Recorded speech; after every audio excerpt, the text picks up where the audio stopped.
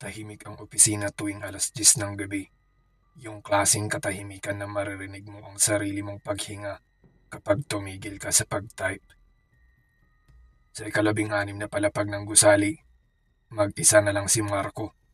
Nakaupo sa harap ng computer ng ilang oras nang bukas pero parang wala nang pumapasok sa isip niya.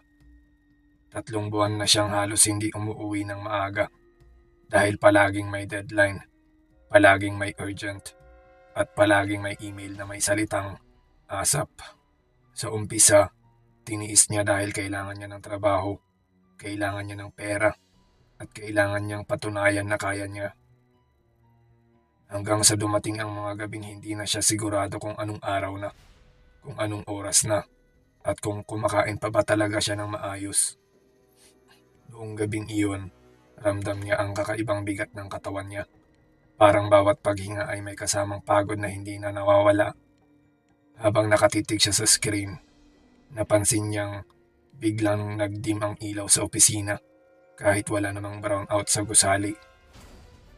Saglit niyang inisip na baka pagod lang ang mata niya dahil ilang oras na siyang hindi kumukurap ng maayos.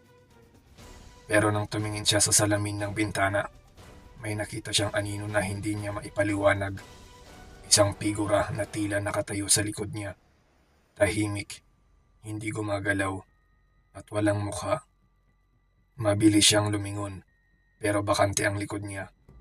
Tanging mga mesa at upuang matagal nang walang tao ang nandoon. Napangiti siya ng pilit.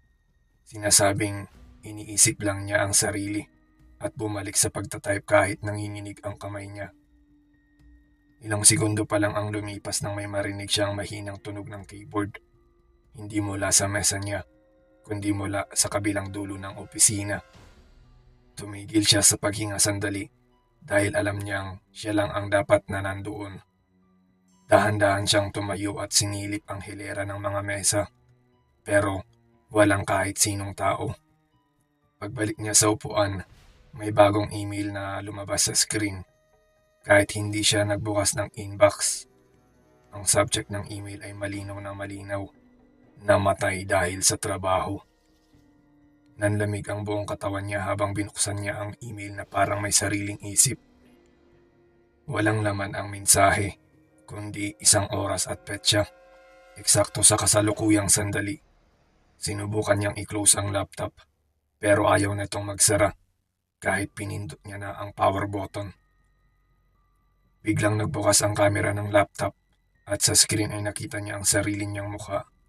Maputla, pawisan, at punong-puno ng pagod.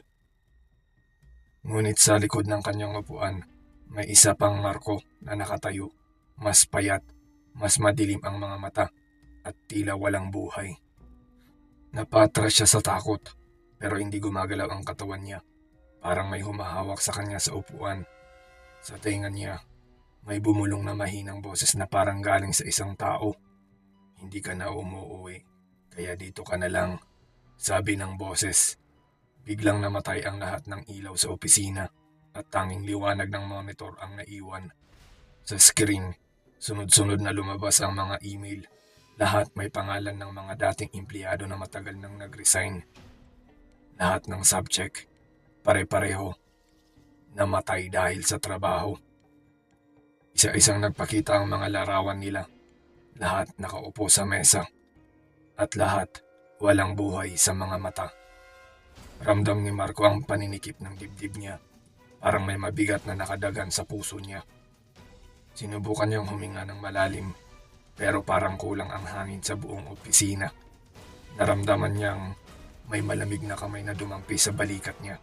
Mabigat at hindi tao ang pakiramdam. Konti na lang, bulong ng boses sa likod niya. Biglang bumalik ang ilaw at lahat ay tila normal ulit. Pero si Marco ay parang hindi na makagalaw. Sa screen, may notification mula sa HR. Employee status update. Marco de la Cruz. Inactive. Unti-unting lumabo ang paningin niya habang nararamdaman niyang bumabagal ang tibok ng puso niya. Ang huling nakita niya ay ang sarili niyang kamay na nakapatong sa keyboard. Hindi na gumagalaw. Kinabukasan, Maagang pumasok ang janitor at napansin niyang may ilaw pa rin sa ika-16 na palapag. Natagpuan niya si Marco. Nakaupo pa rin sa mesa. Tila natutulog lang. Pero malamig na ang katawan. Ayon sa opisyal na ulat, namatay siya dahil sa matinding pagod at stress sa trabaho. Ngunit tuwing gabi, may mga empleyadong nakakatanggap ng email na walang sender.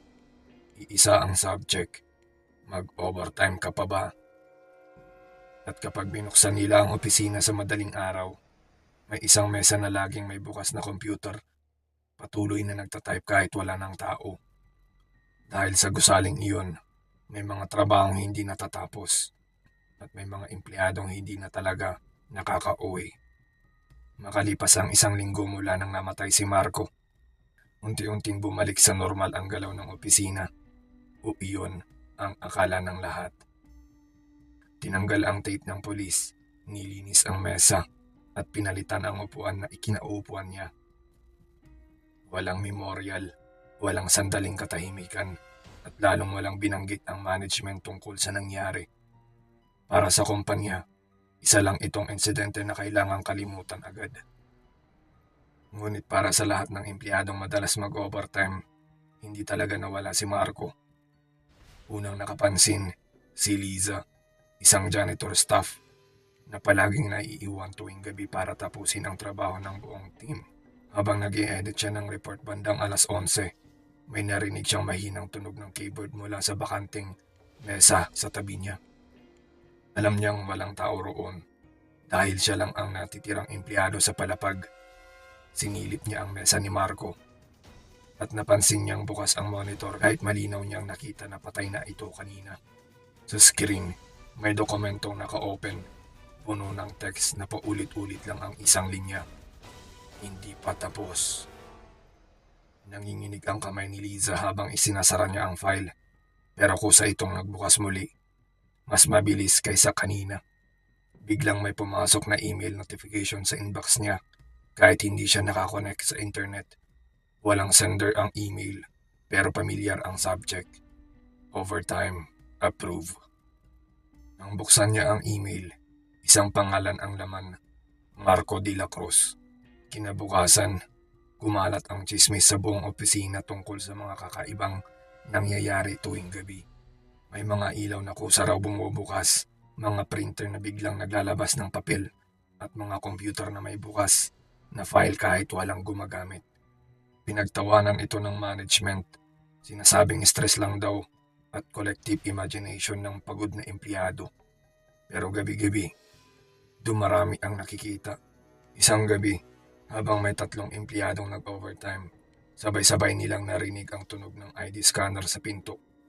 Nag-flash ang green light. Parang may pumasok. Sa logbook ng security, may isang pangalang lumabas. Marco de la Cruz, time in, 11:47 p.m. Hindi na sila naghintay ng paliwanag at sabay-sabay silang umuwi ng gabing iyon. Kinabukasan, ipinatawag ang IT department para i-check ang sistema. Walang virus, walang hacking, at ayon sa records, normal ang lahat. Pero ang pinakalumang server ng kumpanya, may isang folder na biglang lumitaw. Ang pangalan ng folder ay Active Employees. Sa loob neto, naroon ang mga pangalan ng lahat ng kasalukuyang empleyado at sa dulo ng listahan, may hiwalay na section. Still working. Naroon ang pangalan ni Marco, kasama ang iba pang empleyadong matagal nang umalis o biglang nagkasakit dahil sa trabaho. Habang tinitignan ng IT staff ang listahan, biglang namatay ang mga ilaw sa server room. Sa dilim, may lumabas na mensahe sa screen. Hindi kami pinayagang magpahinga. Pagbalik ng ilaw, burado na ang folder. Parang hindi ito kailanman umiral. Simula noon, may mga empleyadong nagsisimulang managinip ng pare-parehong panaginip. Lahat sila ay nasa opisina, nakaupo sa harap ng computer at walang kahit anong bintana o pintuan. Sa panaginip, naroon si Marco. nakatayo sa gitna ng silid, payat, maputla at halos hindi na makilala. Umalis kayo habang kaya pa.